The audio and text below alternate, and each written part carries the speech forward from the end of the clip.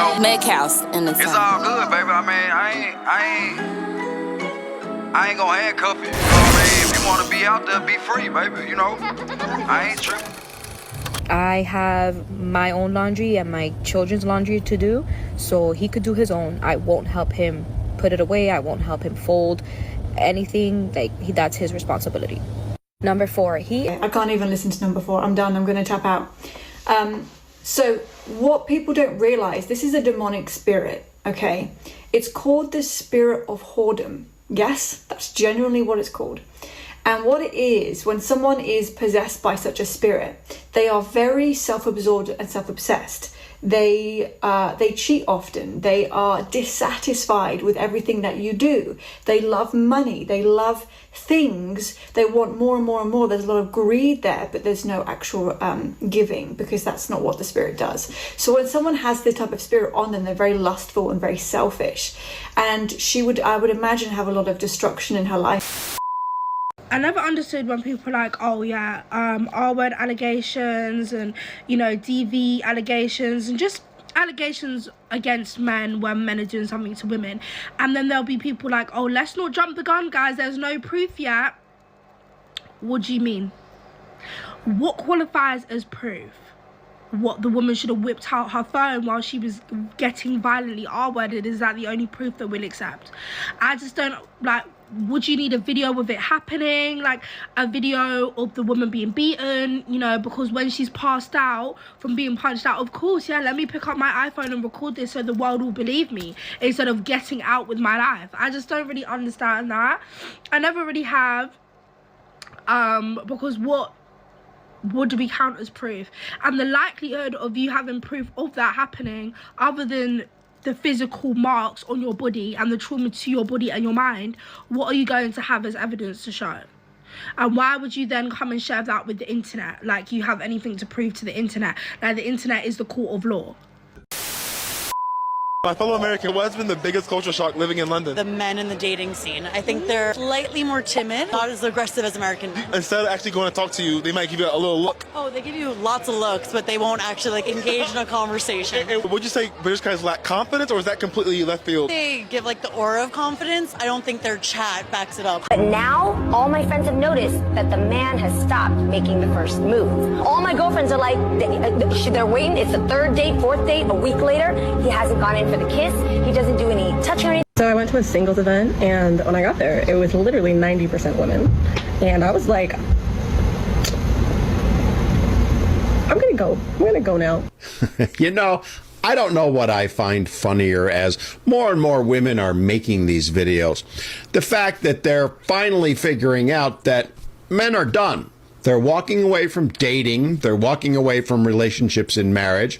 They don't want anything to do with women anymore. Or the fact that today's modern women can't seem to understand that they are the reason why men are walking away from dating, relationships, and marriage. Well, ladies, to quote someone from a long, long time ago, let me explain it to you, Lucy. And I'm doing so knowing full well it's a complete and utter waste of time, because 99% of the women that watch this are going to fall into one of two camps. The ones that will not take any accountability or responsibility and will immediately jump in the comments to deny that this is the reality. Or the other ones who can't deal with the aforementioned reality and accountability that they do need to take, and therefore will shut themselves down rather than have to listen to it. But for that 1% that might actually listen, here's the reality for y'all. For years now, you've all run around saying you don't want men, you don't need men, you just want them to leave you alone. And if you didn't say it, you allowed other women to say it for you and never told them to stop.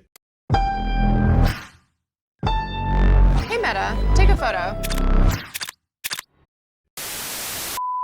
Yo, something that I don't think enough people know about Shira, that she's told everyone, so it's not a secret, is that she met James while he was married to another woman.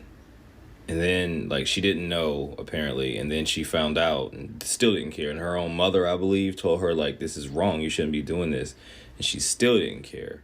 James ended up divorcing that woman and marrying Shira. So the other day, I'm scrolling, just doom scrolling on TikTok. And Shira 7 was live.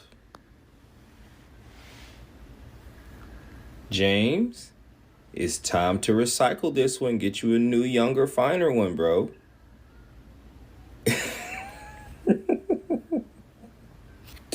No. Don't come in my comment section all mad and upset. This is her doctrine. This is what she teaches. This is what she did. She's, used up. The beauty is pretty much gone. There's an extra chin for me.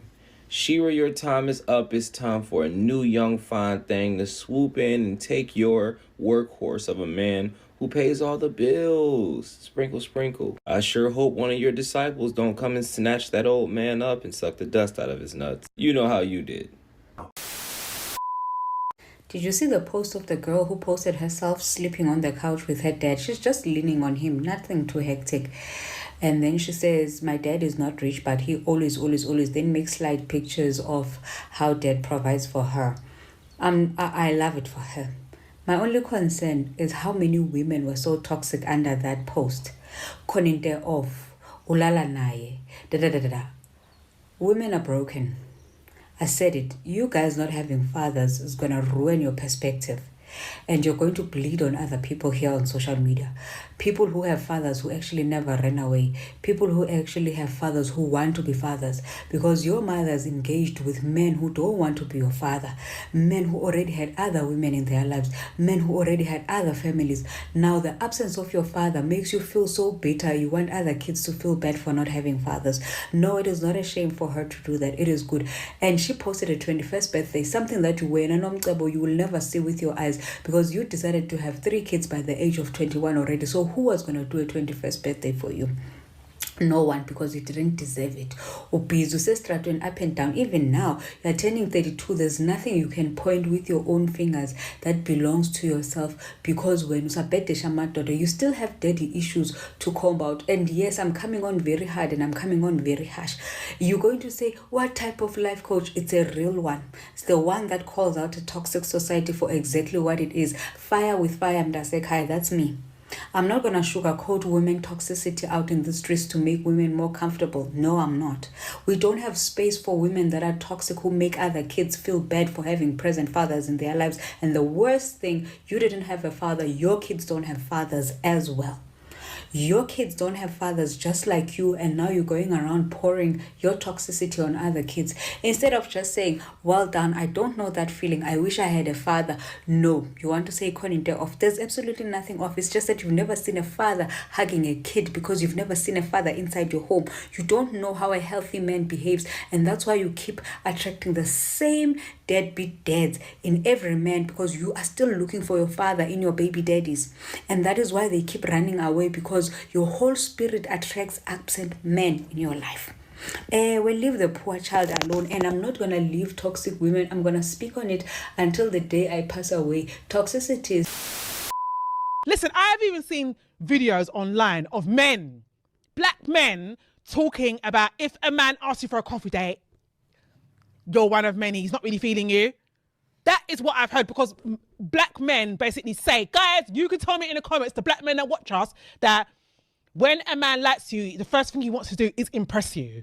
That is what he wants to do. He wants to impress you. So he's gonna actually make an effort when he likes you. If he's not making an effort, then that means that he's not sure. Yeah, because you're just wait. But what about you guys are just getting to know yourself? Yeah. Like, of course he doesn't know you yet. I don't know him either. That's why I'm like, I don't really care. I'm not wasting my makeup. I'm not wasting my makeup and my edge control and choosing an outfit that I can't repeat. But if it's a coffee shop, what are you wearing? Doesn't matter. I'm still gonna. If it's the first time I'm meeting him, I'm still gonna want him to see that I'm a spice. Okay, so hold on. You can do spice in a coffee shop. So Anime, hold on. Your issue with the coffee shop date is that you think that because you've got to make such an effort to get ready, why would you do that just to go to a coffee shop? It's a combination. It's not that, and it's also because I think that you don't know how to hold a real nigga down. You can't even hold yourself down, baby. And consider this my love letter to you. Cause you know, like I said before, it's a cold world